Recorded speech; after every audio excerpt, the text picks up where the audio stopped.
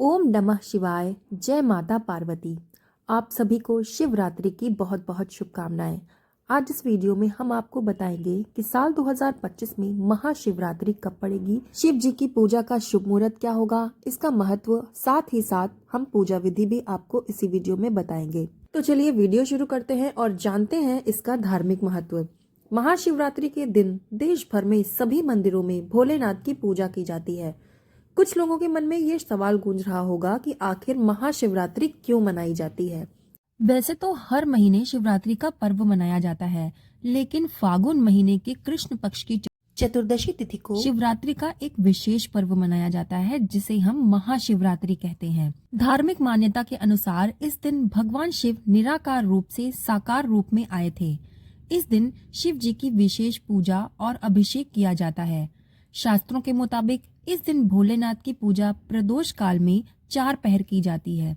शिवरात्रि के दिन देश भर के सभी 12 ज्योतिर्लिंगों समेत सभी शिव मंदिरों में शिव भक्तों की भारी भीड़ होती है। शास्त्रों में कहा गया है कि महाशिवरात्रि वो महारात्रि है जिसका संबंध शिव तत्व से घनिष्ठ है। ये पर्व शिव के साकार रूप में आने का मंगल सूचक है।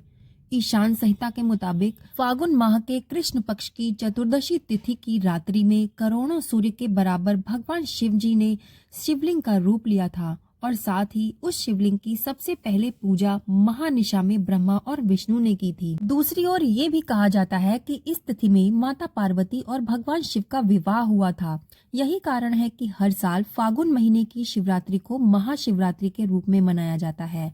इस दिन काशी, उज्जैन, वैद्यनाथ धाम समेत सभी ज्योतिर्लिंगों में शिव बारात निकाली जाती है।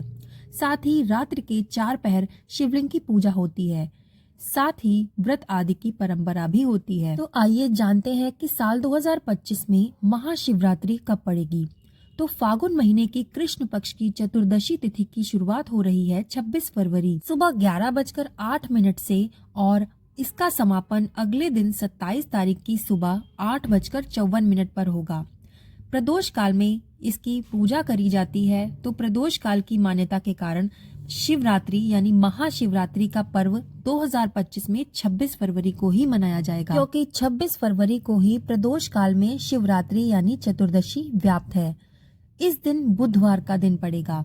आइए अब जान लेते हैं शिवरात्रि में शिव जी की पूजा करने के चारों पहर के शुभ मुहूर्त। तो इस दिन रात्रि के प्रथम पहर में पूजा का समय होगा शाम 6:19 से रात 9:26 पर। द्वितीय पहर में पूजा का समय रहेगा रात को 9:26 से लेकर प्रातः 12:34 तक, जो कि 27 फरवरी की तारीख लग जाएगी। और तृतीय पहर यानी कि तीसरा पहर होगा प्रातः 12:34 से लेकर प्रातः 3:41 पर, जो कि 27 तारीख लग जाएगी।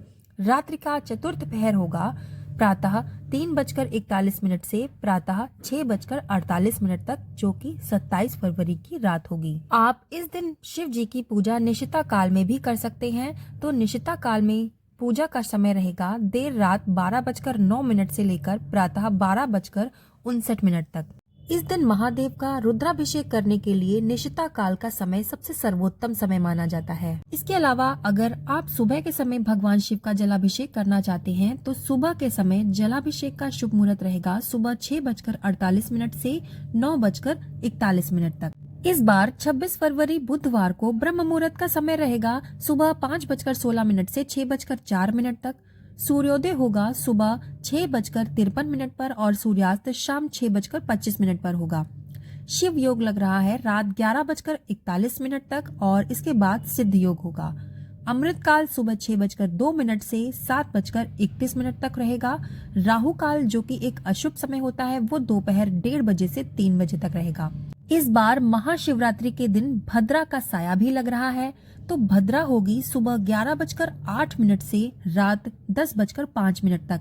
लेकिन भद्रा अगर स्वर्गलोक या फिर पाताल लोक में होती है तो पृथ्वी पर इसका कोई भी प्रभाव, अशुभ प्रभाव नहीं पड़ता है।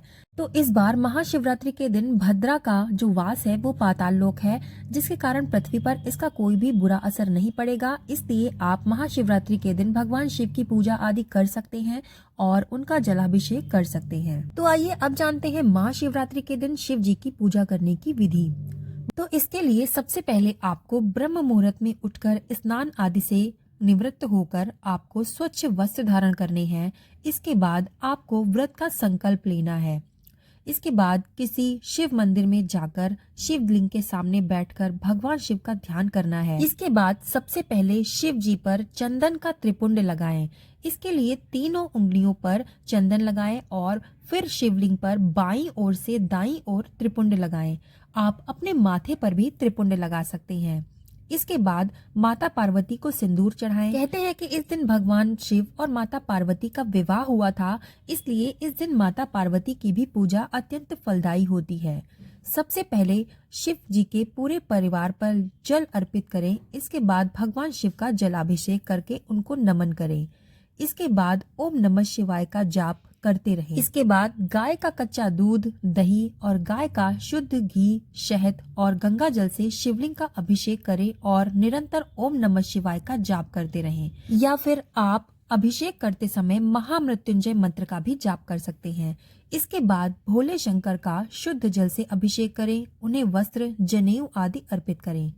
इसके बाद भगवान शंकर जी को षोडोपचार अर्थात पुष्प, अक्षत यानी साबुत चावल, बेलपत्र, धतूरा के फूल, भांग, इत्र, साबुत हल्दी, इलायची, लौंग, फल, सुपारी एक एक करके ये सारी चीजें शिवलिंग पर चढ़ाएं। फिर भगवान शिव को खीर या फिर कोई मिठाई और फलों का भोग लगाएं और मन ही मन में उनका ध्यान करें और ओम नमः शिवाय का जाप करते रहें। इसके बाद आप शंकर जी के सामने धूप, अगरबत्ती, कपूर या फिर घी का दिया जलाकर उनकी आरती करें और उनसे अपनी भूल चूक की माफी मांगते हुए अपने उज्जवल भविष्य की कामना करें और जो भी इच्छा आपके मन में हो आप उन्हें कह सकते हैं। इसके बाद आप शिव चालीसा का भी पाठ कर सकते हैं। हो सके तो रात भर जागकर 4 पहर की पूजा में भी आप सम्मिलित हो सकते हैं।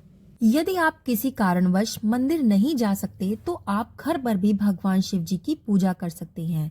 आइए जानते हैं कि घर पर हम भगवान शिव जी की पूजा कैसे करते हैं।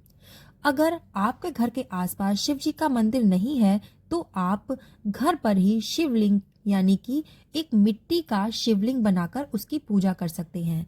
लेकिन आपको ध्यान रखना है कि पार्थिव शिवलिंग में शुद्ध मिट्टी का प्रयोग किया जाए। पार्थिव शिवलिंग शुद्ध मिट्टी, गाय के गोबर, गुड़, मक्खन, राख और गंगा जल को मिलाकर बनाया जाता है। पार्थिव शिवलिंग बनाते समय इन सभी चीजों को एक में मिलाकर इसमें गंगा जल मिला दें। इसके बाद इसी मिट्टी से शिवलिंग का आकार दें। जब शिवलिंग का आकार पूरी तरीके से बन जाए तो आप इसे एक जगह पर स्थापित कर दें। स्थापित करने के बाद जिस तरह से मैंने पूजा विधि बताई है उसी तरह से आपको पूजा करनी है। इस विधि से अगर आप पूजा करते हैं तो महादेव आप पर जरूर प्रसन्न होंगे और भगवान शिव का आशीर्वाद आपको प्राप्त होगा। इसके अलावा आपकी जो भी मनोकामना है महादेव आपकी वो सारी मनोकामनाएं पूरी करेंगे। तो ये था आज का वीडियो। आपको अगर पसंद आया हो तो इसको लाइक जरूर कर दीजिएगा और कमेंट में ओम नमः शिवाय लिखना बिल्कुल ना भूलिएगा। चैनल पर नए हैं तो सब्सक्राइब करके इस वीडियो को ज्यादा से ज्यादा शेयर कर दीजिएगा। तो मिलते हैं ऐसे ही वीडियो के साथ, तब तक के लिए धन्यवाद।